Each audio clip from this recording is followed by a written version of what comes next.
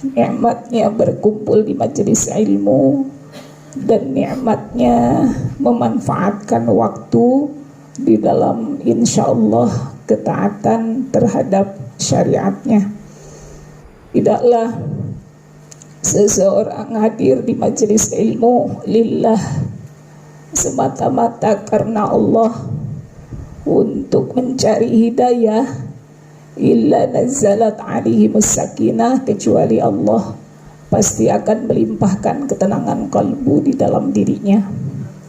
Maka mudah-mudahan yang dari rumah membawa kegundahan, kegalauan, hadir kita di tempat ini dalam keadaan Allah angkat semua itu, lalu Allah menggantikannya dengan ketenangan yang hakiki insyaallah. Ini pada galau nggak Bu? Enggak ya? Alhamdulillah. Akhir bulan. Kalau dompetnya. Kalau dompet mah kecil lah Bu, insyaallah. Kalau dompet kecil ya urusannya ya, insyaallah. Namun ibu-ibu sekalian, salah satu musibah yang terbesar dalam kehidupan seorang mukmin yaitu musibah di dalam agama. Nah, ini yang senantiasa diminta oleh para nabi, para rasul, kehadirat Allah Subhanahu wa taala, yaitu ya Allah, jangan menimpahkan musibah fitini pada agamaku, karena ini adalah salah satu musibah terbesar dalam kehidupan. Musibah di dalam agama itu apa ibu-ibu sekalian? Nah, ini dijelaskan diantaranya adalah kehilangan rutinitas amal. Ini salah satu musibah yang besar dalam kehidupan seorang mukmin. Mungkin tadinya dia biasa melazimkan sholat malam, ya. Lalu kemudian hari ini dia meninggalkan sholat malamnya itu. Nah, ini musibah Bu, dan ini musibah besar di dalam agama. Tadinya ahli sedekah, lalu kemudian hari ini dia meninggalkan amalan itu. Nah, ini musibah. Tadinya dia ahli sabar, lalu kemudian tiba-tiba sekarang jadi hilang kesabarannya. Maka ini musibah, musibahnya fitini, yakni pada agama.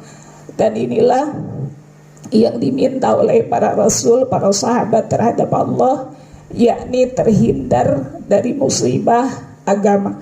Puncaknya ibu-ibu sekalian, musibah pada agama itu yakni murtad, naudzubillah, keluar dari Islam.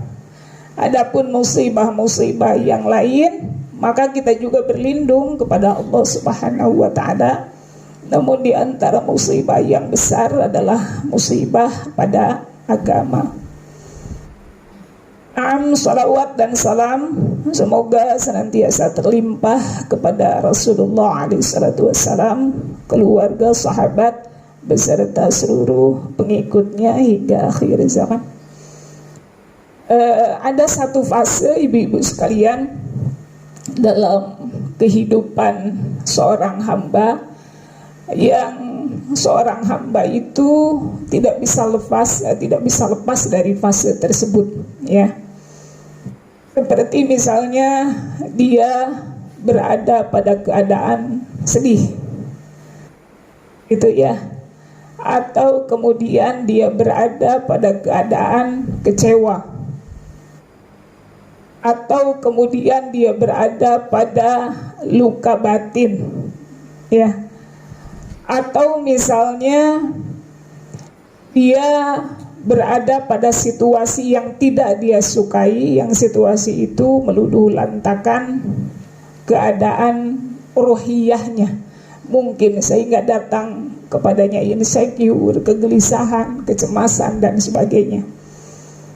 Dan hal ini merupakan konsumsi hari-hari bagi kita sebagai seorang hamba Allah, apalagi ibu-ibu, ya.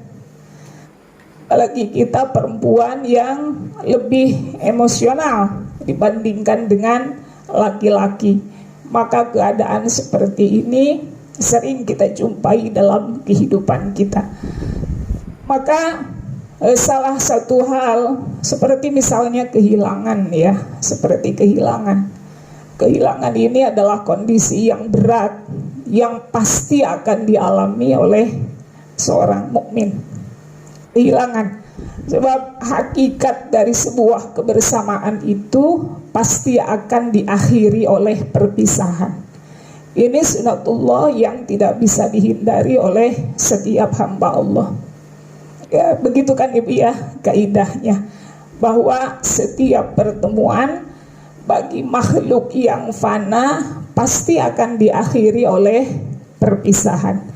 Tidak ada kebersamaan yang abadi di dunia, tidak ada pertemuan yang abadi bagi makhluk yang fana, karena semua yang diciptakan oleh Allah di atas muka bumi pasti akan menemukan akhirnya. Ini adalah sunatullah yang tidak bisa ditentang oleh manusia sebagai makhluk. Salah satunya kehilangan, seperti yang mungkin semua pernah mengalami, ya, termasuk semua pernah mengalami, ya. Dan itu adalah sesuatu yang sangat berat kan ibu-ibu sekalian. Ya, kehilangan ini bukan sesuatu yang mudah, tetapi merupakan suatu ujian yang Allah Subhanahu wa ta'ala berikan, yang datang dalam keadaan berat. Terutama kehilangan orang-orang yang kita kasihi. Namun ibu-ibu sekalian,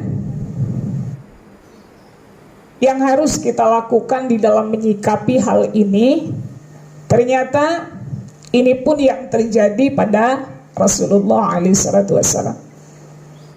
Ya, Rasulullah mengatakan, asyadul bala al-anbiya war rasul, bahwa manusia yang paling berat ujiannya, manusia yang paling berat cobaannya, yakni para nabi dan para rasul. Itu adalah manusia yang paling berat sekali ujiannya di dalam berbagai hal, termasuk salah satunya kehilangan, ya. Rasulullah SAW, ibu-ibu sekalian, ketika beliau hidup, beliau memiliki beberapa orang putra dan putri, ibu, dan 6 ya putra putrinya Rasulullah SAW. 5 itu wafat dalam keadaan Rasulullah masih hidup. 5 orang wafat dalam keadaan Rasulullah SAW masih hidup. Yang wafat sesudah Rasulullah wafat hanya 1 orang putrinya, yakni Sayyidah Fatimah radhiyallahu anha. Nah, jadi ketika bicara masalah kehilangan, Rasulullah SAW adalah manusia yang sangat berat ujiannya dalam masalah ini. Maka ketika seseorang sahabat terkena musibah, Rasulullah SAW menyampaikan, ingatlah musibahku, niscaya engkau akan memandang ringan musibahmu, karena musibah yang Allah berikan pada Rasul itu begitu berat, ya, dibandingkan dengan ujian yang diberikan kepada umatnya. Nah, poinnya ibu-ibu sekalian, dan ini pun semua merasakan, ketika kita ditimpa sesuatu yang tidak kita sukai, bagaimana kita bisa keluar dari keadaan itu. Nah, ini sesuatu yang penting kita pelajari, atau mungkin bahasa kerennya self healing kan gitu bahasa kerennya, ya. Artinya ketika insecure itu hadir, ketika rasa sedih itu datang, ketika luka hati itu begitu berat, diri kita memiliki kemampuan untuk mengobatinya. Itulah yang disebut dengan self healing. Kita berusaha untuk keluar dari keadaan itu dengan cara mengobati diri kita di atas ilmu dan keimanan yang kita miliki. Inilah yang harus kita Mungkin karena semuanya kan pasti akan mengalami fase ini. Ya, semua orang pasti mengalami fase dikecewakan gitu ya. Atau pasti mengalami fase di mana seseorang itu disakiti baik dengan lisan maupun sikap seseorang ya. Bagaimana kemudian kalbu kita ini secara cepat mengobati diri sehingga kita tidak berlama-lama berada pada situasi itu. Kira-kira kemampuan ini nih ibu-ibu sudah miliki atau belum? Kalau sudah, saya mau belajar. Misal dikata-katain sama pasangan kita, dikata-katain ya, gitu. Atau misalnya muncul perkataan dari pasangan yang membuat emosi kita meledak gitu, membuat diri kita tersinggung, merasa tidak dihargai, merasa dikecewakan. Sering ya Bu ya, kayak gitu. Atau mungkin oleh teman, atau mungkin oleh anak, atau mungkin oleh mertua. Masa-masa itu kan sering kita hadapi dalam keseharian kita gitu. Nah, maka self healing itu adalah kemampuan ketika hati kita begitu terluka gitu, maka hanya dalam waktu sekejap bisa sembuh, lalu kita bisa hidup secara normal lagi. Nah, ini kan luar biasa ya. Ini luar biasa, kemampuan self healing, kemampuan untuk mengobati diri, berdamai dengan keadaan yang tidak disukai. Jika ini dimiliki oleh seorang muslimah, maka inilah yang disebut dengan hati yang selamat, hati yang bersih, yaitu hati yang selamat dari dendam, dari kebencian dan sebagainya. Begitu ya. Nah, inilah ibu-ibu sekalian yang dialami oleh Rasulullah SAW. Maka role model kita sebagai seorang mukmin adalah kembali pada bagaimana Rasulullah SAW menghadapi semua situasi itu. Ya, kita melihat betapa besar luka, kekecewaan, kekejaman yang diterima oleh Rasulullah SAW dari manusia-manusia yang berada di sekitar Rasulullah yang membencinya saat itu.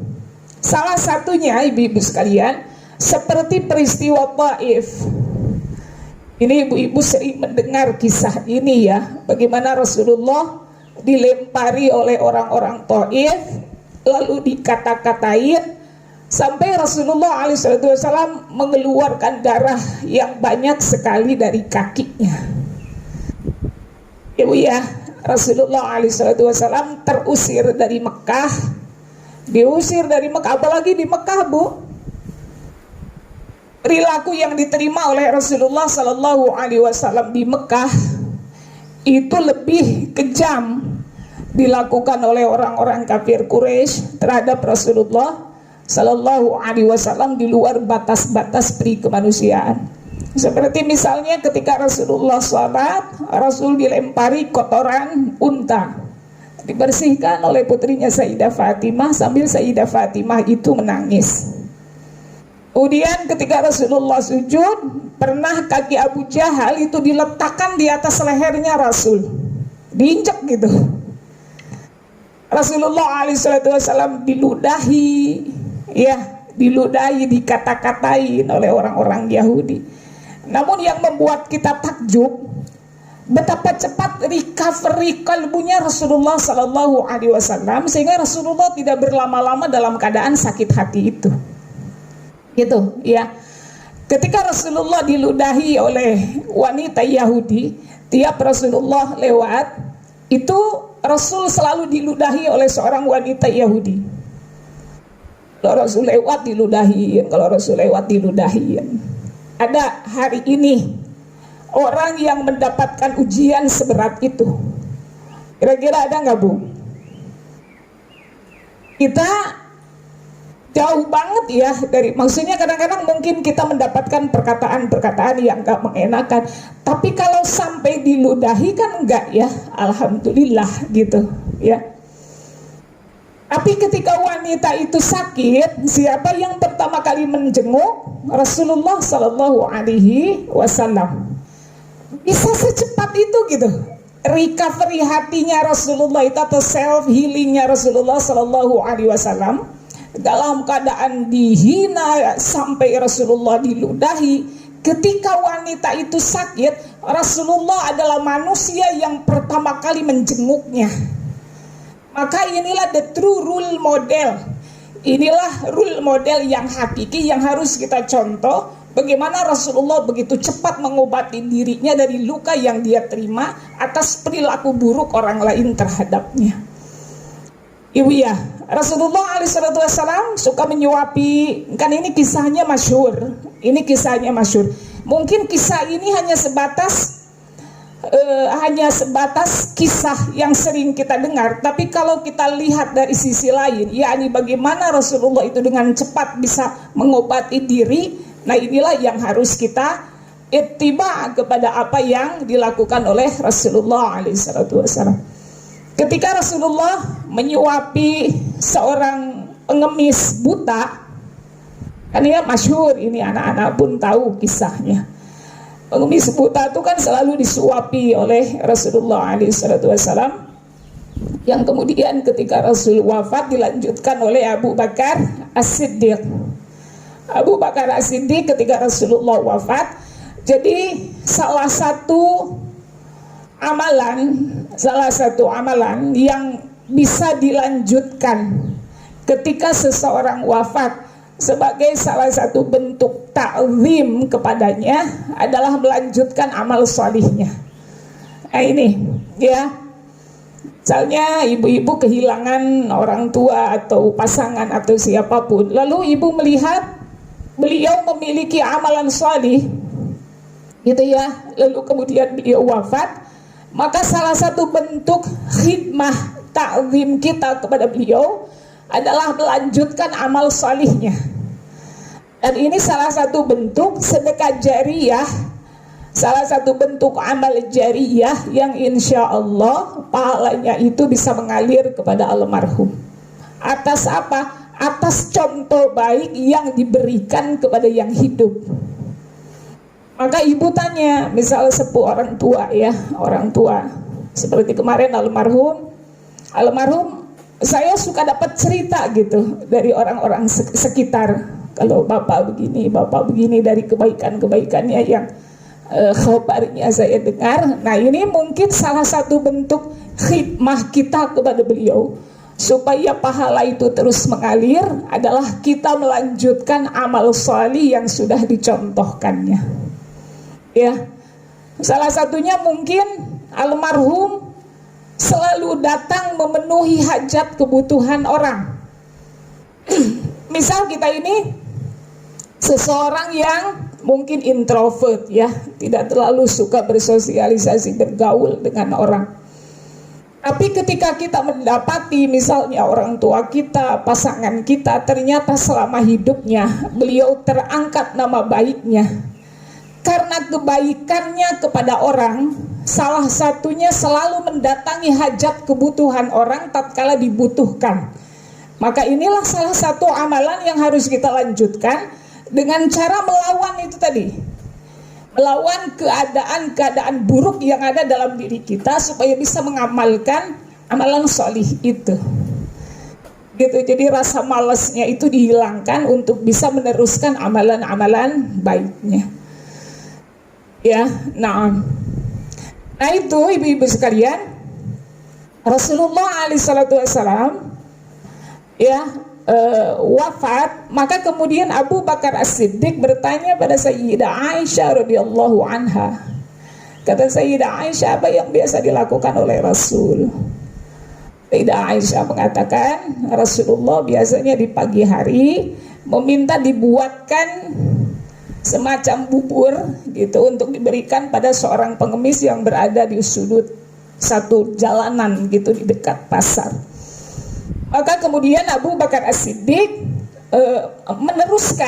meneruskan ya, Abu Bakar As-Siddiq ini meneruskan dari apa yang biasa dilakukan oleh Rasulullah SAW. Sesudah Rasul wafat, maka Abu Bakar Siddiq mendatangi pengemis itu, lalu kemudian menyuapkan bubur itu kepada beliau, pengemis tersebut. Ternyata ibu-ibu sekalian, pengemis itu kerjaannya begitu. Jadi sambil disuapi itu sambil mencaci maki Rasulullah Shallallahu Alaihi Wasallam, karena pengemis ini seorang Yahudi. Dicaci aja Rasulullah dari A, B, C, D sampai Z. Itu Rasulullah dijelek-jelekan, dicaci. Dalam keadaan pengemis itu tidak tahu bahwa orang yang menyuapinya adalah Rasulullah Sallallahu Alaihi Wasallam. Nah itu Bu, bisa setaf itu gitu, bisa sekuat itu Rasulullah Sallallahu Alaihi Wasallam tetap melanjutkan kebaikannya dalam keadaan kebaikannya sedikit pun tidak dihargai oleh orang itu. Ya. Secepat itu Rasulullah merecovery keadaan hatinya dalam keadaan Rasul sedang menghadapi sesuatu yang tidak disukai oleh nafas. Nah, seperti itu ya. Nah, jadi inilah yang disebut self healing. Jadi kemampuan diri untuk segera mengobati keadaan-keadaan yang sedang tidak kita sukai, sehingga kita langsung bisa bangkit dari keadaan itu. Contoh ibu-ibu sekalian, ketika Rasulullah Sallallahu Alaihi Wasallam di Taif, Rasul dilempari sampai Rasulullah kakinya mengeluarkan darah. Jadi setiap Rasul melangkah dilemparnya tuh kalau pas Rasul melangkah lalu kemudian dilempari oleh orang-orang Taif. Rasul melangkah lagi, dilempari lagi sama orang-orang Taif. Sedihinakan itu Rasulullah di hadapan mereka. Sedirendahkan itu Rasulullah SAW oleh orang-orang Taif. Sampai ketika Rasulullah berada di satu tempat, hari ini tempat itu masih diabadikan, dibangun masjid di atasnya ya, yang disebut dengan Masjid Qu. Rasulullah bersandar begitu. Datang malaikat kepada Rasulullah Sallallahu Alaihi Wasallam. Ya, ketika Rasulullah berdoa, malaikat itu mengatakan bahwa Allah mendengar doamu jika engkau berkenan untuk memerintahkan malaikat penjaga gunung, maka malaikat itu siap mendengar perintah Allah Subhanahu wa Ta'ala untuk menimpakan gunung ini ke atas penduduk Taif. Apa yang dikatakan oleh Rasulullah Sallallahu Alaihi Wasallam, Rasul menolaknya. Kata Rasul, sesungguhnya mereka adalah kaum la ya'lamun, yang tidak mengetahui. Luar biasa ibu ya, penyembuhannya itu begitu cepat gitu, begitu cepat Rasulullah menata hati, menghilangkan kesedihan. Padahal Rasulullah itu berada di titik yang sangat dihinakan dan sangat direndahkan oleh penduduk Taif. Ya, nah, ini pun mungkin kita sering merasakan ibu. Kalau misalnya kita merasa tersinggung gitu ya, atau misalnya kita merasa itu tadi, merasa tidak dihargai ya, atau misalnya merasa tidak diakui, jerih payah kita merasa diremehkan, mungkin salah satunya oleh pasangan. Yang sering itu karena kita kan interaksi sama pasangan seringnya. Mungkin ada perkataan-perkataan yang membuat kita emosi, membuat kita marah ya. Ini mampu nggak misalnya dalam waktu 5 menit, 10 menit kita coba untuk mencoba untuk releasing. Kemudian hati kita kembali pulih, dan ketika kita berhadapan lagi dengannya sudah dalam keadaan emosi kita stabil. Ini bisa nggak kira-kira nih seperti itu? Sulit ya. Tapi tapi inilah salah satunya skill yang harus kita kuasai. Sama anak gitu ya, jengkel, emosi, kesel gitu ya. Tapi begitu bertemu dengan anak, tidak ada ucapan yang keluar dari lisan kita kecuali doa dan kebaikan. Nah, ini bisa nggak seperti itu gitu? Sama teman gitu, dikecewakan luar biasa oleh teman. Tapi dengan begitu cepat kita pulih, sehingga ketika berjumpa dengannya, tidak ada yang kita lakukan kecuali sabar dan memaafkan. Luar biasa, ini skill yang luar biasa, dan skill ini sedikit sekali dimiliki oleh kaum muslimin. Abu Bakar As-Siddiq, ibu-ibu sekalian, adalah sahabat yang paling mulia. Beliau adalah sahabat yang martabatnya paling tinggi di antara sahabat yang lain. Karena apa? Karena ittiba'nya, muttaba'ahnya pada Rasulullah SAW. Abu Bakar As-Siddiq, ibu-ibu sekalian, pada hadisul ifki ini adalah peristiwa fitnah yang terjadi pada Sayyidah Aisyah radhiyallahu anha. Sayyidah Aisyah itu pernah difitnah selingkuh dengan Safwan ibnul Mu'attal. Sayyidah Aisyah radhiyallahu anha. Sampai Sayyidah Aisyah itu pulang ke rumah orang tuanya Abu Bakar As-Siddiq. Sempat pulang, minta izin kepada Rasul untuk pulang. Karena apa? Karena besarnya isu dari fitnah tersebut, sehingga fitnah itu sampai ke penjuru-penjuru kota Madinah. Bayangkan, istri presiden, istri Rasul mendapatkan fitnah berselingkuh dengan seorang sahabat. Ini adalah ujian yang sangat besar yang dihadapi oleh Sayyidah Aisyah radhiyallahu anha, ya.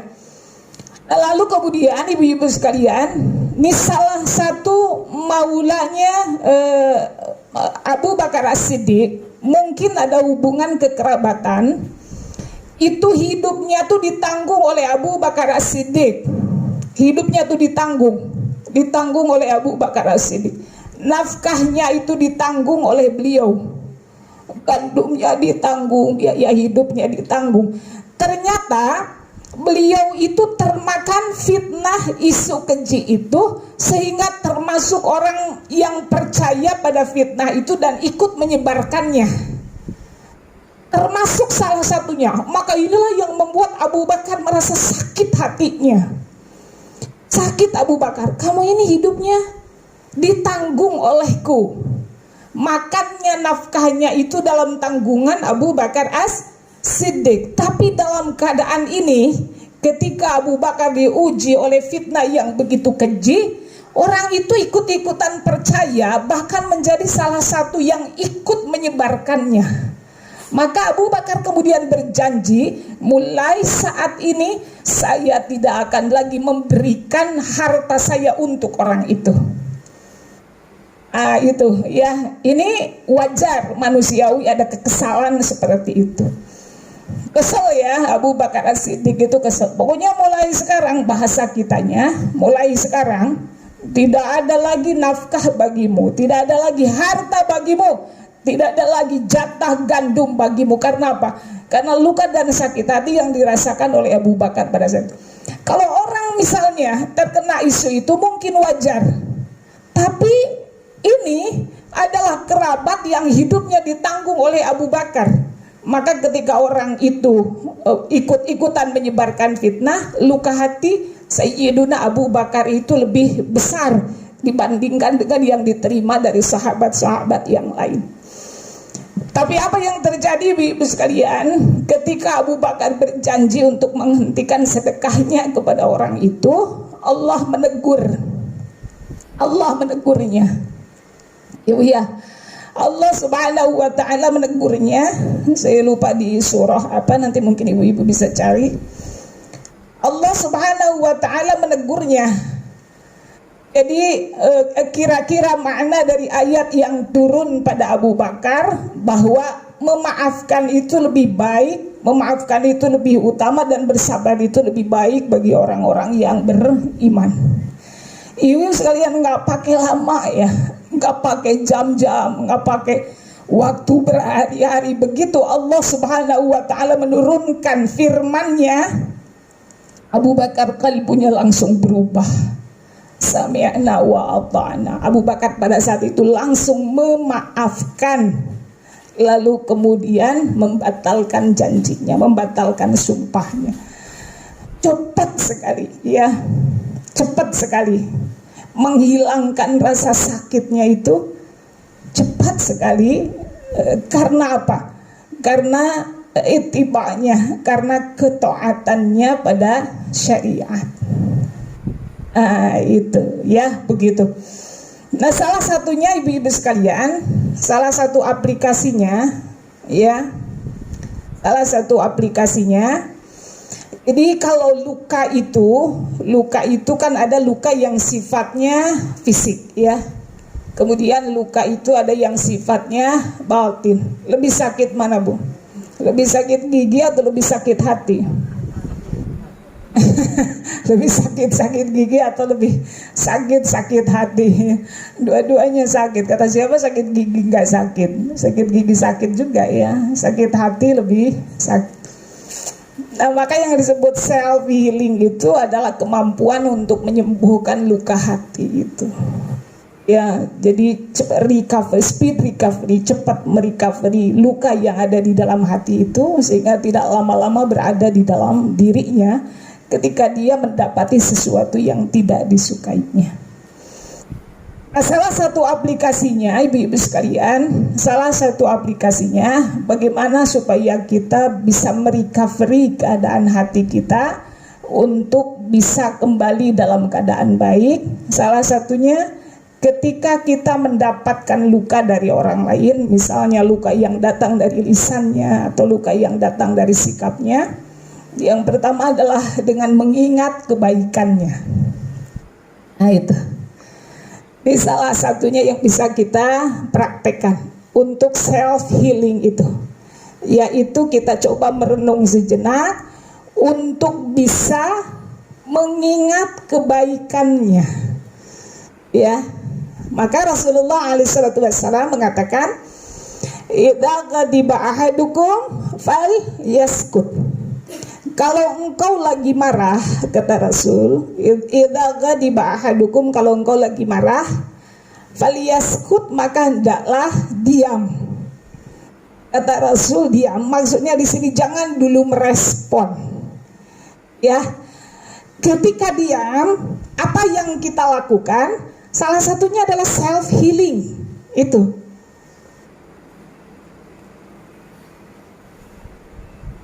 Salah satunya adalah self healing ketika kita diam. Jadi jangan dulu merespon.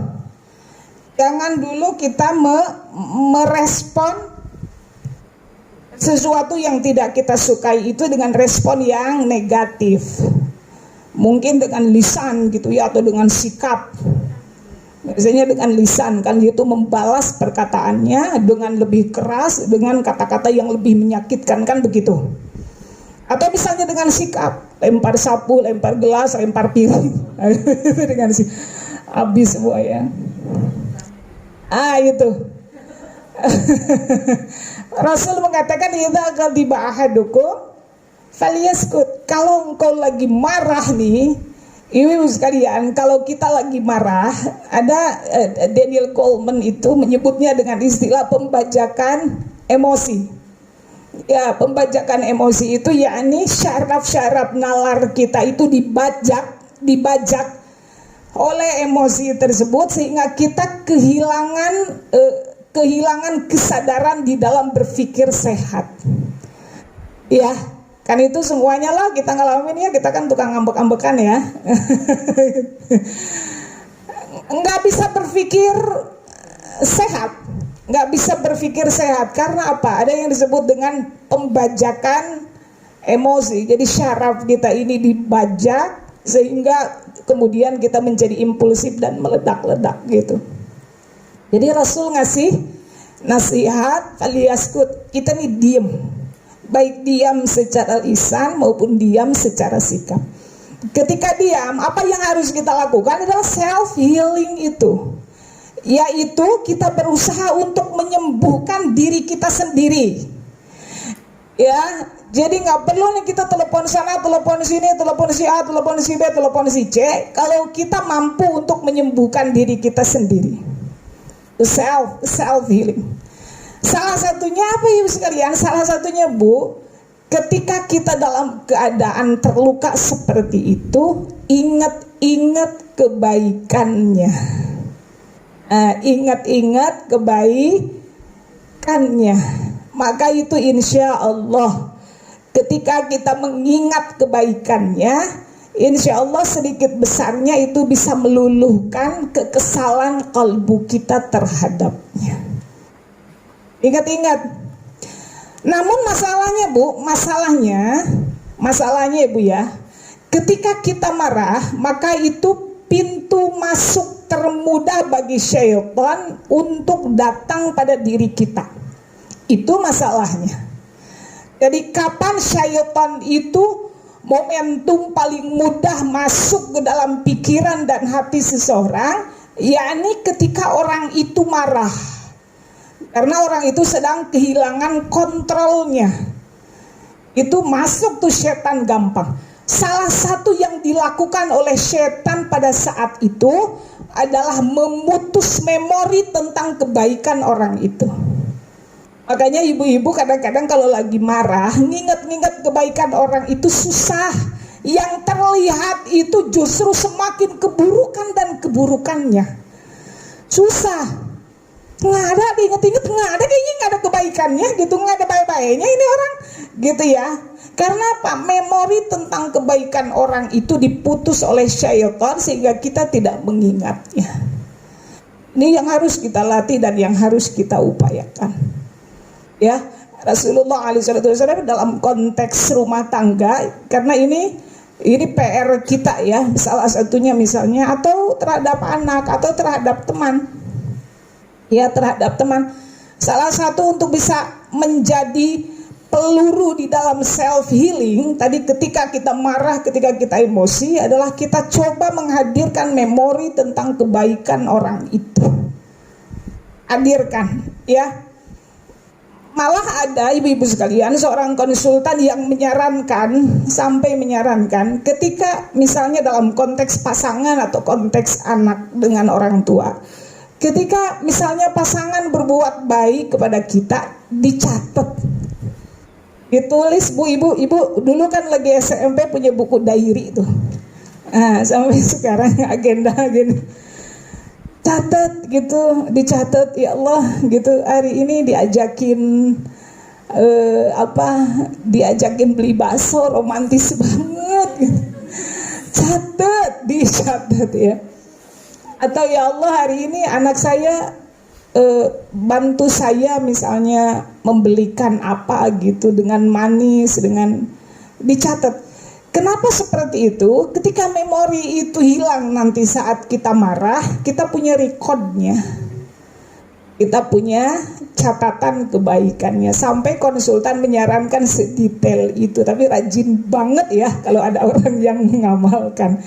Ini terutama dalam konteks rumah tangga nih Bu. Inilah ujian seorang wanita. Rasulullah SAW mengatakan paling banyak penghuni neraka itu wanita. Karena apa? Rasulullah memberikan penjelasan. Karena ketidakmampuan wanita itu untuk mensyukuri kebaikan pasangannya. Itu alasannya, bukan karena wanita itu kufur terhadap Allah, atau bukan karena wanita itu tidak menutup auratnya misalnya, bukan. Tapi Rasulullah mengatakan alaihi salatu wassalam, yakfurnal asirah, kata Rasulullah alaihi salatu wassalam, karena ketidakmampuan seorang istri untuk mensyukuri kebaikan suaminya. Lalu Rasul memberikan penjelasan, suaminya berbuat baik kepadanya sepanjang tahun, lalu kemudian hanya karena satu perkataan yang menyinggung dirinya, perempuan itu langsung mengatakan, sungguh engkau tidak pernah berbuat baik kepadaku. Kan gitu. Ini saya loh Bu yang ngerasain ya, suka muncul perkataan itu, suka muncul gitu. Kayaknya nggak pernah ngebahagiain saya gitu. Kayaknya nggak ada baik-baiknya sama saya gitu. Nah itu ibu-ibu sekalian, maka ini salah satu tipsnya yang disampaikan oleh para ulama.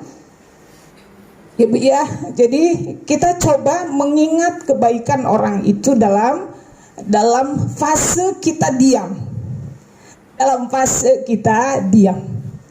Ya, ini oleh siapapun, oleh mertua mungkin sering juga ya. Alhamdulillah mertua kita baik semua, tapi mungkin beberapa ini nasihat ini bisa ibu berikan mungkin kepada adik atau kepada siapapun. Gitu, misalnya ya gitu, ada perkataan-perkataan yang mungkin menyinggung perasaan kita gitu. Jangan buru-buru direspon. Kalau itu perkataan dalam perspektif kita terlihat seperti negatif gitu, seperti menyudutkan. Jangan dulu buru-buru direspon. Kita diam aja dulu, kita coba self healing aja dulu ya. Kita coba self healing dulu, kita coba ingat-ingat kebaikannya. Ya Allah ya, pas saya lagi sakit nih, saya diurusi sama beliau. Ya, pas saya lagi susah, saya dipinjemin duit sama beliau. Gitu, ingat-ingatnya ke situ, mengingat-ingat kebaikannya. Maka dengan mengingat kebaikannya, insya Allah akan tadi bisa meredakan luka hati kita. Ya, nah ini boleh dicoba. Insya Allah. Ada yang diproteskan atau ada yang ya teorinya. Ya, ini memang butuh latihan.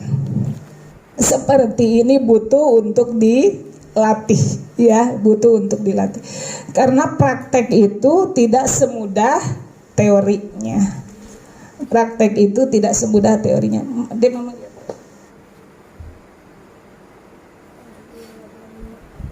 Ya, gitu. Ada yang mau disampaikan Ibu sebelum kita lanjutkan teori berikutnya? Cukup ya. Nah, ini bismillah, insya Allah kita coba. Ya, bismillah, insya Allah kita coba. Dan itu tuh perasaannya pasti nggak enak Bu. Karena kalau diilustrasikan misalnya seperti di sinetron, itu pasti itu tadi. Kalau diilustrasikan seperti di sinetron, ketika kita mencoba untuk self healing tadi dengan mengingat kebaikan-kebaikan itu, ini kalau digambarkan di sinetron itu tadi ada malaikat datang di sini, ada syaitan datang di sini, dan itu adalah peperangan yang sangat menyakitkan, maksudnya. Perang argumen itu pasti akan bergumul di dalam pikiran dan hati kita, terus berantem. Karena apa? Karena syaitan itu berusaha memberikan was-was, memberikan bisikan-bisikan buruknya. Cuman ini kita sedang berupaya untuk mengcounter ruh kita agar bisa melawannya. Dan itu tuh pasti akan menjadi pertarungan yang sangat sengit. Tapi poinnya kita harus menang gitu. Ya Bu ya, poinnya kita yang harus menang. Harus menang. Karena apa? Rasulullah SAW Ibu sekalian mencontohkan sebagai role model seperti itu. Seperti itu Rasulullah SAW mencontohkan. Rasul diludahi, Rasul diinjak lehernya lagi sujud. Rasulullah SAW dikasih kotoran unta, Rasulullah dilempari sampai berdarah. Ujungnya Rasulullah SAW membesarkan kalbunya dan Rasul memaafkan. Role model kita adalah Rasulullah SAW.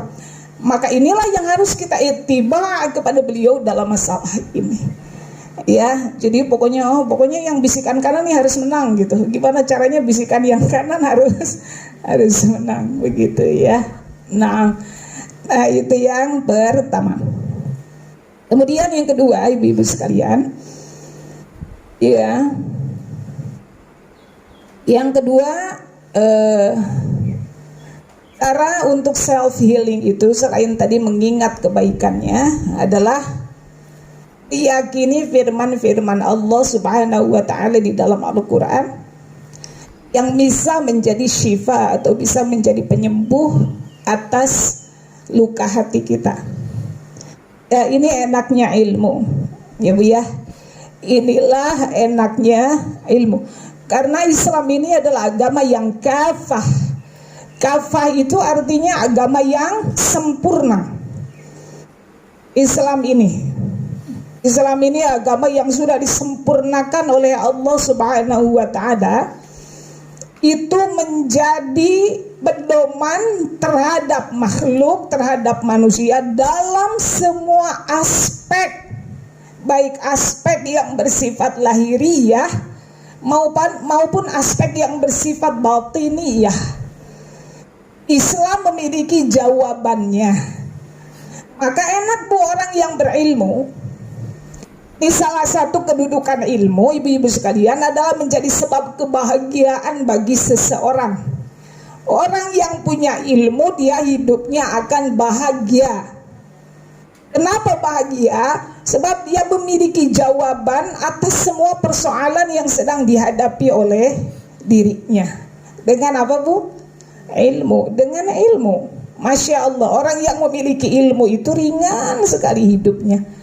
Karena apa? Karena setiap menghadapi sesuatu, maka dia akan sandarkan semua itu di atas ilmu.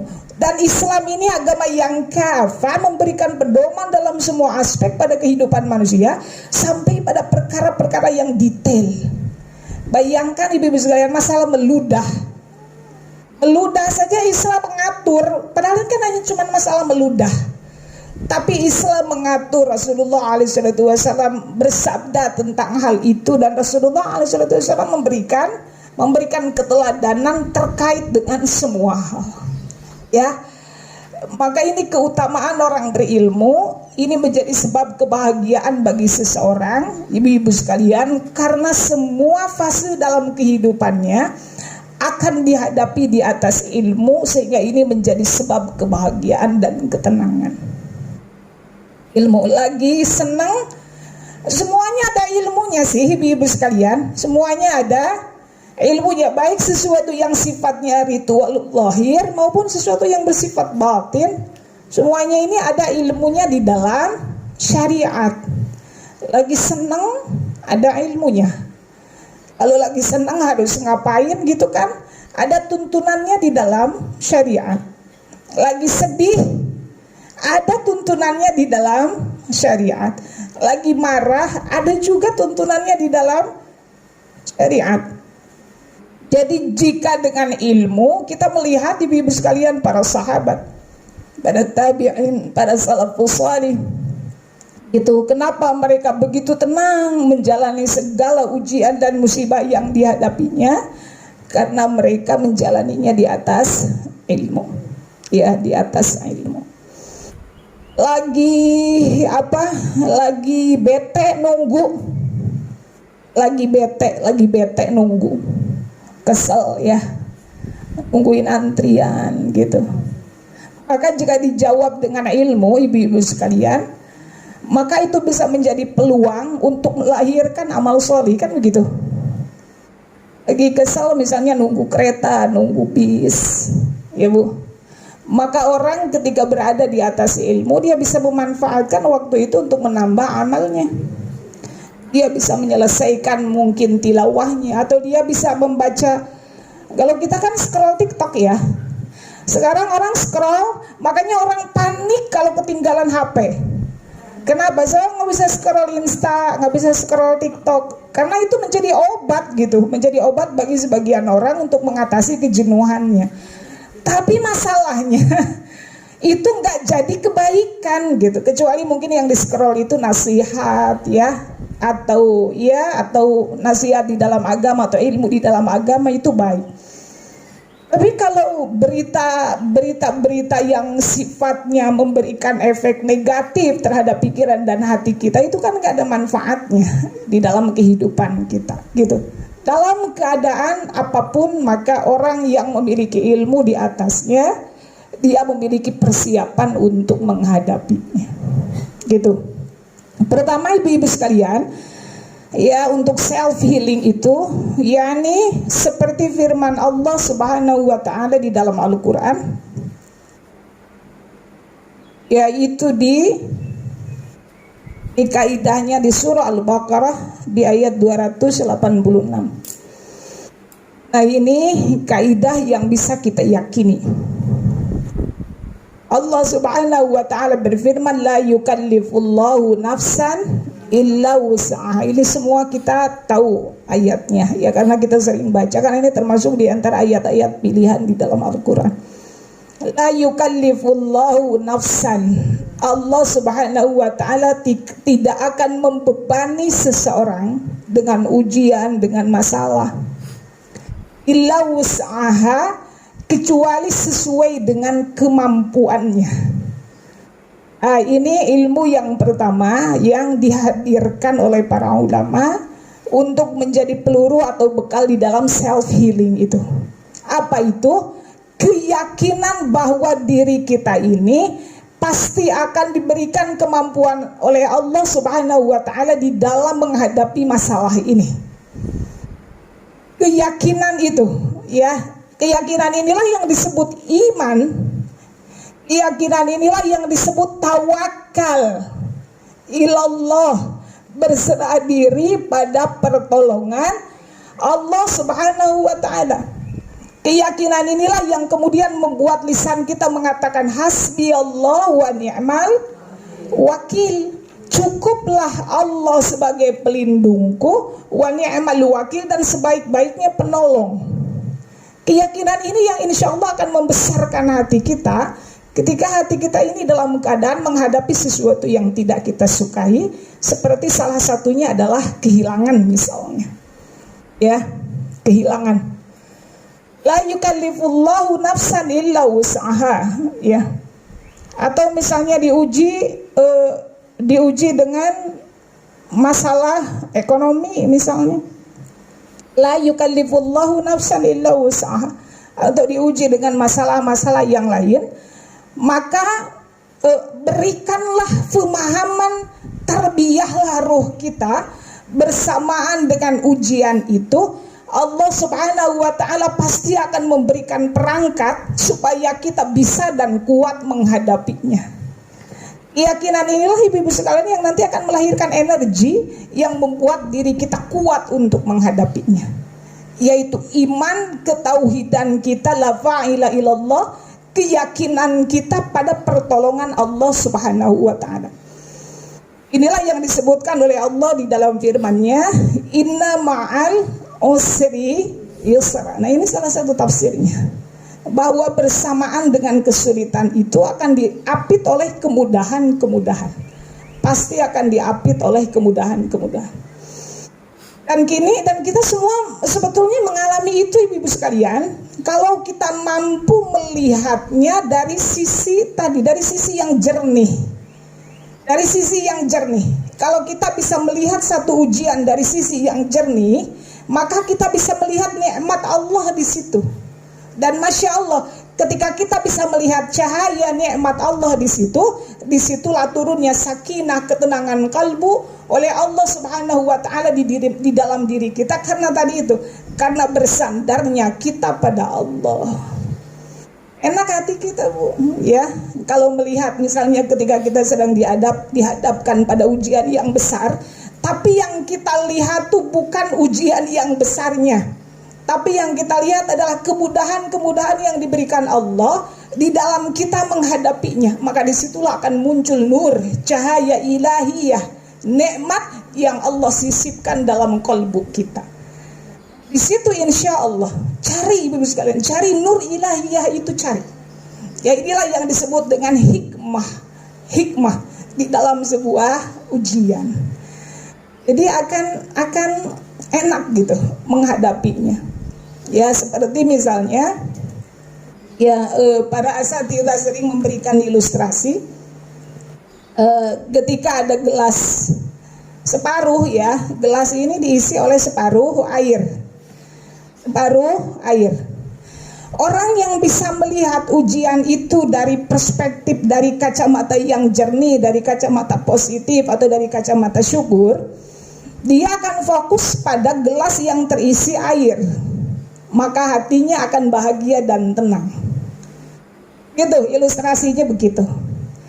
Tapi kalau orang melihat ujian itu dari kacamata negatif, bahwa itu adalah sesuatu yang melelahkan, sesuatu yang menyakitkan, ya, sesuatu yang meruntuhkan, sesuatu yang sesuatu yang buruk, ya, ilustrasinya seperti dia melihat sisi gelas yang kosong, sisi gelas yang kosong. Jadi yang dia lihat selalu begitu, selalu sisi kosongnya, sehingga disitulah dia mengeluh, sehingga disitulah dia merasa gelisah, merasa insecure, merasa tidak tenang, bahkan protes dan marah kepada Allah, karena yang dia lihat adalah sisi kosong dari gelas itu. Padahal manusia diberikan pilihan oleh Allah, tapi yang dilihat itu dari sisi mana, itu akan sangat tergantung nanti pada apa yang dirasakan oleh kolbu kita, ya. Jadi biasakan ibu-ibu sekalian, ketika melihat sesuatu, kita ilustrasikan seperti sebuah gelas yang terisi separuh air. Maka jika kita melihat sisi gelas yang terisi air, maka insya Allah disitulah akan muncul nikmat yang Allah berikan. Karena apa ibu sekalian? Karena janji Allah, Allah katakan la in syakartum la azidannakum, la in syakartum. Ketika dia melihat sisi gelas yang terisi, di saat yang sama dia sedang mensyukuri kemudahan-kemudahan yang Allah berikan, dan itu secara otomatis mengikat nikmat Allah dan menjadikan ziyadahnya nikmat Allah. Ini kaidah, menjadikan ziyadahnya nikmat Allah dalam masalah tersebut. Jadi yang pertama, la yukallifullahu nafsan illa wus'aha. Ini adalah satu prinsip, satu kaidah yang Allah Subhanahu wa taala sampaikan di dalam firman-Nya, bahwa tidaklah Allah memberikan ujian kecuali Allah melihat dengan ilmunya yang sempurna orang ini memiliki kemampuan untuk menghadapinya. Gitu ya. Nah, itu yang pertama. Kemudian yang kedua, ibu-ibu sekalian, yakni di firman Allah Subhanahu wa taala di surah Al-Baqarah di ayat 216. Di ayat 216. A'udzubillahi minasyaitonir rajim wa asa an takrahu syai'an wa huwa khairul lakum. Ya. Kemudian wa asa an tuhibbu syai'an wa huwa karhul lakum.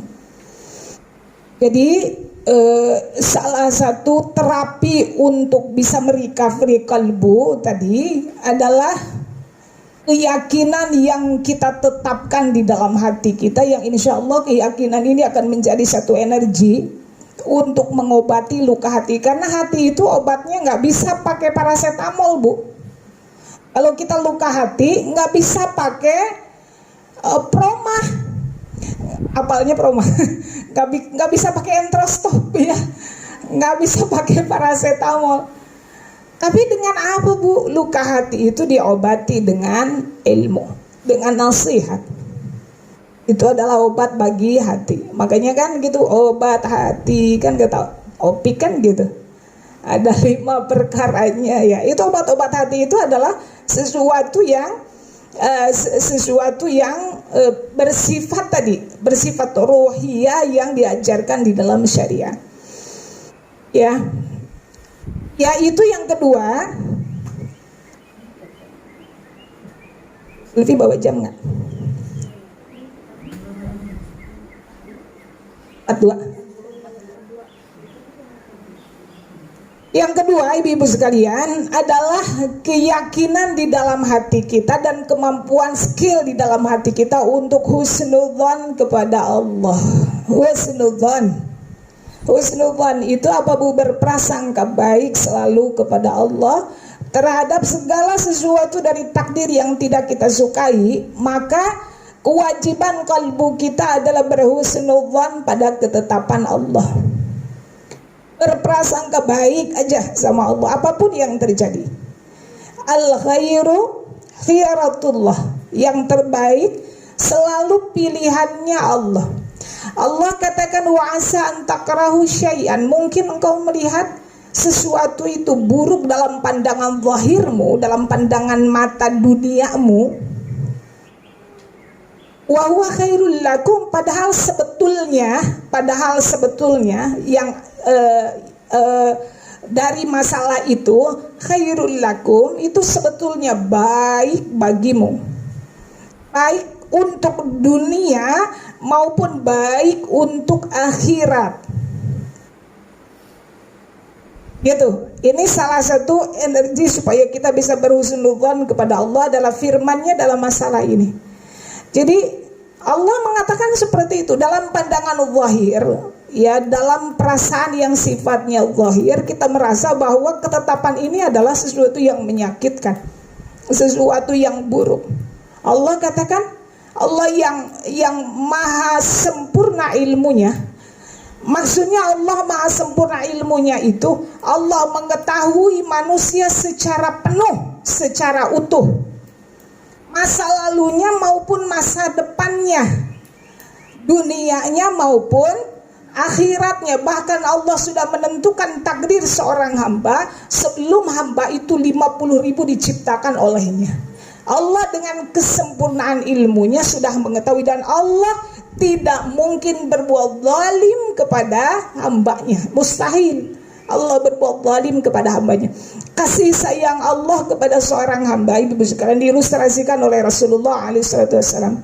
Kata Rasulullah, ada seorang anak yang hilang ya, yang hilang dalam peperangan selama berhari-hari, masih kecil. Lalu kemudian ibunya mencarinya ke sana kemari sambil menangis, sambil berteriak memanggil namanya, gitu. Lalu kemudian di hari kesekian, tiba-tiba ibunya berjumpa dengan anak itu. Lalu kemudian memeluknya, mendekapnya. Rasanya kira-kira gimana tuh, Bu? Seorang ibu yang sudah lama berpisah dengan anaknya, bahkan mungkin ya dalam pikirannya dipenuhi oleh prasangka anaknya sudah tidak ada, lalu kemudian ketemu lagi. Kira-kira nih, Bu, yang terjadi seperti apa luapan emosional kegembiraan seorang ibu itu di dalam momentum bertemu dengan anaknya? Rasulullah mengatakan, dan kasih sayang Allah lebih besar daripada kasih sayang seorang ibu dalam keadaan seperti itu. Jadi nggak mungkin Allah itu berbuat zalim kepada hambanya, itu nggak mungkin. Maka yakini al khairu khairatullah, bahwa yang dipilih Allah itu adalah sesuatu yang paling baik untuk kehidupan kita. Ini adalah keyakinan, ini adalah iman yang harus kita tanamkan. Kemudian sebaliknya, wa'asa antuhibbu syai'an, mungkin kita melihat sebetulnya ini baik untuk saya, ya ini baik, padahal sebetulnya buruk. Padahal sebetulnya buruk untuk kita. Sehingga dengan teks ini kita bisa merelakan, ya, kita bisa merelakan kehendak ketetapan Allah yang kita merasa ketetapan itu tidak menyenangkan nafs kita, tidak menyenangkan diri kita, karena kita menganggap bahwa mungkin Allah tahu ini sesuatu yang buruk untukku. Ya, contoh misalnya kita ditipu sama orang. Ya, ditipu sama orang, diakalin, dikadalin misalnya sama orang, misalnya uang sekian juta gitu ya, lepas misalnya dari kita, maka itu kan luar biasa, membuat kita kecewa, membuat kita kesal, membuat kita marah. Ya wajib sih, Bu, kita ngurus itu harus, karena itu adalah hak kita. Tapi kalau kita sudah berupaya secara maksimal, ternyata itu bukan lagi menjadi takdir kita, harta itu, maka jadikanlah teks ini sebagai obat untuk self healing. Kita wa'asan tuhibbu, kita menganggap bahwa uang itu sebetulnya baik untuk kita, tapi hakikatnya mungkin Allah mengambilnya karena itu mungkin tidak baik untuk kita. Ya. Salah satunya mungkin Allah ingin menjadikan itu tabungan akhirat kita. Karena ibu-ibu sekalian, ketika harta seseorang dizalimi, harta itu pasti akan kembali. Tidak di dunia, pasti akan kembali di akhirat. Bahkan ibu-ibu sekalian, kita menanam padi kita dimakan oleh burung, jika kita ikhlas ridha, itu akan jadi sedekah untuk kita. Lagi ini bukan burung, ini ditipu oleh manusia. Kita berusaha, tentu ini kezaliman harus dibalas dengan kezaliman lagi, ya. Tapi kalau kita sudah berusaha secara maksimal, sudah berupaya, kadang-kadang bukan kalau ngurus-ngurus itu ngurus-ngurus begini malah uang yang keluar lebih gede gitu kan. Kita sudah berupaya secara maksimal, tapi ternyata Allah mentakdirkan itu tidak kembali. Maka yakinlah uang itu akan kembali nanti pada hari kiamat dalam bentuk yang lain. Dalam bentuk yang lain. Salah satunya dalam bentuk pahala atau pengurangan dosa kita. Dan ini salah satu bentuk kasih sayang Allah yang dengan ilmunya Allah tahu nanti kita akan kurang pahala nih nanti di hari kiamat. Tiba-tiba ada orang yang menzalimi kita, lalu kemudian orang itu muflis, bangkrut. Kita nih lagi butuh banget timbangan kebaikan, lagi butuh pahala. Ibadah kita nggak cukup menyelamatkan kita mendapatkan timbangan kebaikan. Tiba-tiba dihadirkan orang mendapatkan pengadilan dari Allah. Dulu orang itu menzalimi harta kita 50 juta. Oh gede bu itu 50 juta. Tapi orang itu nggak punya pahala, udah habis pahalanya. Maka apa keadilan Allah? Dosa kita dikasihin ke orang itu. Jadi aman nih timbangan kita. Nah kan itu kan Masya Allah. Kalau kita sabar dengan ketentuan Allah, ya, berhusnudzon pada semua ketetapan Allah, meyakini bahwa al-khair khairatullah, maka dengan ilmu ini insya Allah bisa jadi self healing. Orang nggak stres bu. Kan kita nggak boleh stres. Dengan perkara-perkara ini kita nggak boleh stres. Kita harus menjaga mental health kita, harus menjaga kesehatan mental kita. Dengan apa? Dengan nasihat-nasihat agama yang bisa membersihkan, menyehatkan mental dan ruh kita. 3 ibu-ibu sekalian, yaitu di surah Ad-Duha. Di surah Ad-Duha Allah Subhanahu wa taala berfirman, walal akhiratu khairul laka minal ula, bahwa akhirat itu lebih baik daripada dunia. Atau yang terjadi hari ini lebih baik dari masa kemarin gitu ya. Para ulama memberikan beberapa tafsir dalam hal ini. Tapi dalam hal ini para mufassir salah satunya mengatakan walal akhiratu khairul laka minal ula, bahwa akhirat itu jauh lebih baik daripada dunia. Maksudnya apa?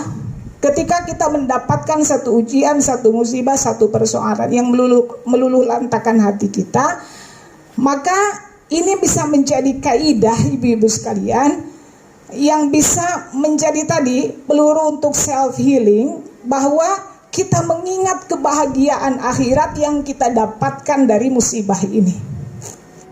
Saya pernah berdiskusi dengan Masya Allah ada seorang wanita salihah. Jarang banget ya hari ini ya orang yang sesolihah itu. Tapi Masya Allah saya mendapatkan banyak sekali mutiara-mutiara hikmah dari beliau gitu. Jadi beliau kehilangan beberapa orang anak sekaligus. Sudah selesai pendidikannya, anak-anak yang soleh sudah selesai beliau. Tapi kemudian diambil oleh Allah dengan takdirnya, dengan kehendaknya. Dan beliau berjuang untuk bisa tadi mengobati hati beliau ya, mengobati hati beliau. Salah satunya adalah dengan itu tadi ya. Salah satunya berjuang untuk bersabar, dan itu tidak mudah, sangat tidak mudah. Sabar itu sangat tidak mudah. Sangat tidak mudah gitu. Sampai akhirnya beliau terkena satu penyakit ibu-ibu sekalian. Yang penyakit itu menyerang semacam imunitas tubuh lah ya. Itu dokter mengatakan bahwa ini mungkin salah satu penyebabnya karena ibu terlalu banyak menahan. Ya, terlalu banyak menahan. Tapi apa yang beliau katakan? Tapi dalam syariat saya dan dalam keyakinan saya, surga itu sesuatu yang mahal, yang tidak mungkin dimasuki dengan cara yang mudah. Keyakinan beliau begitu. Surga itu adalah sesuatu yang mahal yang tidak mungkin dimasuki dengan cara yang mudah. Maka bersakit-sakitnya beliau ini ya, yang Allah Subhanahu wa taala berikan ujian lagi, beliau merasa memang inilah tiket untuk membeli pintu surga. Surga itu sesuatu yang indah, sesuatu yang tinggi, sesuatu yang mahal yang tidak mungkin dibeli dengan sesuatu yang murah. Beliau mengatakan nggak mengapa dok, nggak mengapa, tidak mengapa, karena beliau meyakini bahwa surga itu memang harus dibeli dengan pengorbanan seorang hamba kepada Allah. Dan itu Masya Allah, jarang sekali saya menemukan orang-orang yang bisa mendapatkan hikmah seperti ini gitu. Ya, jadi Masya Allah, pokoknya saya takjub ya kepada kesabaran beliau. Gitu. Jadi meyakini segala sesuatu disandarkan bahwa walal akhiratu, akhirat itu bahkan diumpamakan Rasulullah membandingkan antara akhirat dengan dunia. Dunia itu di hadapan akhirat itu seperti sebelah sayap nyamuk. Ada nggak bu harganya tuh sayap nyamuk? Enggak ada harganya. Seperti itulah nanti orang-orang akhirat melihat nikmat dunia.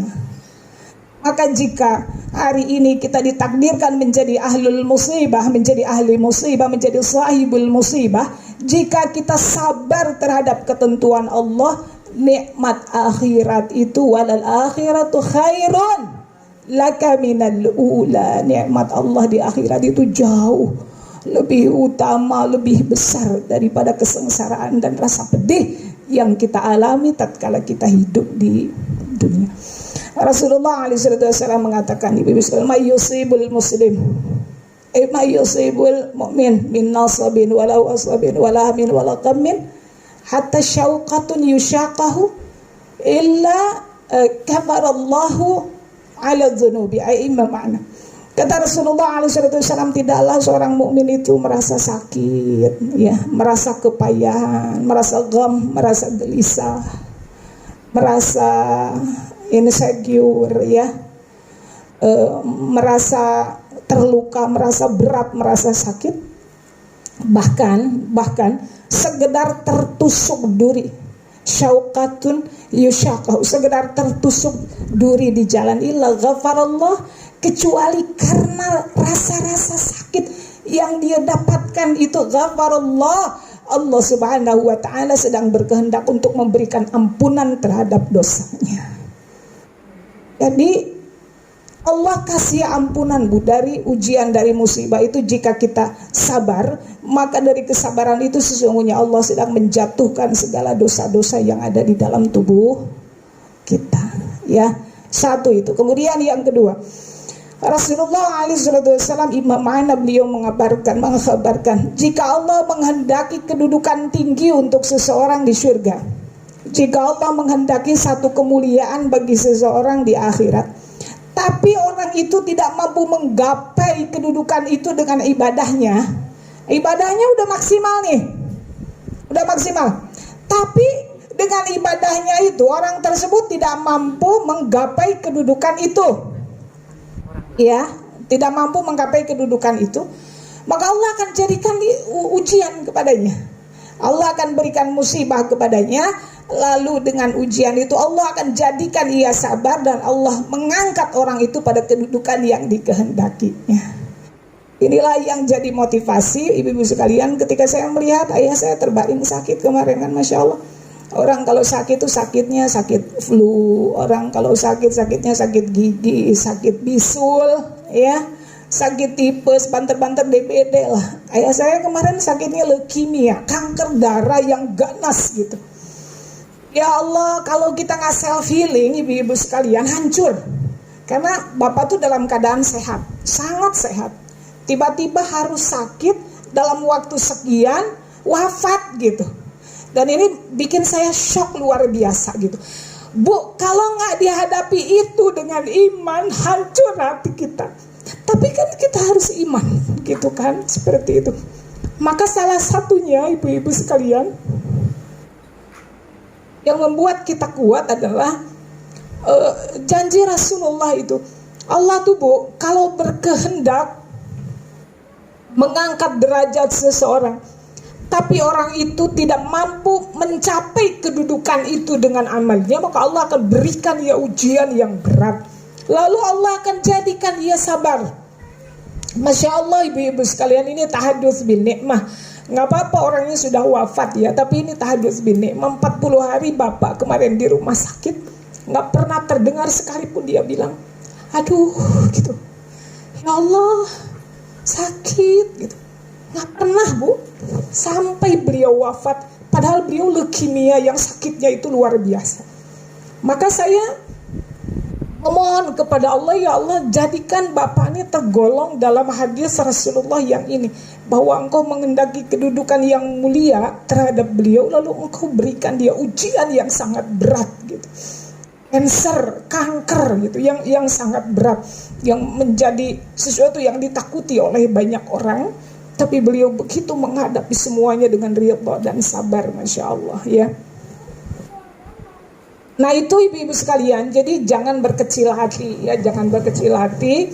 Insya Allah kalau kita melihat walal akhiratu khairul laka minal ula, insya Allah mudah-mudahan ini menjadi salah satu terapi untuk self healing, supaya kita bisa mengobati luka hati kita. Karena orang gak akan bisa ngobatin kecuali orang memberikan nasihat. Yang bisa memulihkan tuh diri kita sendiri. Ketika kita kangen, ketika kita rindu, yang bisa ngobatin tuh diri kita sendiri, hati kita sendiri. Bagaimana cara kita mengobatinya? Ya dengan ilmu, dengan iman gitu. Ya, sehingga kita tidak terus-menerus berada di dalam kehancuran. Seperti itu. Kemudian terakhir ibu-ibu sekalian, meyakini sabda Rasulullah SAW bahwa qadarallahu ma syaa fa'ala. Qadarallah. Kata Rasulullah SAW, Imam Ahmad dalam satu hadis beliau mengatakan, jangan suka mengatakan seandainya itu nggak boleh bu. Seandainya beliau nggak makan ini, seandainya beliau nggak pergi ke sana, seandainya beliau, itu pintu syaitan. Nggak boleh seorang mukmin yang tertimpa oleh musibah tidak boleh berandai-andai. Seandainya saya nggak datang ke tempat itu, seandainya saya nggak bertemu dengan orang itu, seandainya saya nggak makan makanan itu, seandainya saya nggak minum minuman itu, mungkin saya nggak akan seperti ini. Ya, kata seandainya itu ibu-ibu sekalian dilarang oleh Rasulullah SAW. Kalau terjadi sesuatu yang tidak engkau sukai dari takdir yang Allah tetapkan, katakan qadarullah masya'a fa'ala. Ini sudah takdir Allah, masya'a fa'ala, dan sesuatu yang ditetapkan Allah pasti akan terjadi. Pasti akan terjadi, ya. Nah ini ibu-ibu sekalian, 5 hal berarti ya. Entahlah catatan ibu berapa gitu. Saya menyampaikannya secara mengalir begitu saja. Mungkin peluru-peluru yang bisa kita jadikan senjata untuk bisa self healing tadi, untuk bisa menyembuhkan luka hati kita oleh diri kita sendiri. Karena luka hati itu yang menyembuhkan ya diri kita sendiri. Kita mau terpuruk atau kita mau tetap jatuh atau kita mau bangkit, itu adalah pilihan diri kita sendiri. Ya. Seperti itu. Kita tetap berada di dalam kebencian, tetap berada di dalam dendam, tetap berada di dalam kekecewaan, itu adalah pilihan kita sendiri. Ya, tapi ingat bahwa hati manusia akan dipertanggungjawabkan di hadapan Allah Subhanahu wa ta'ala. Barakallahu fikum. Ini saja yang bisa saya sampaikan, mudah-mudahan ada manfaatnya.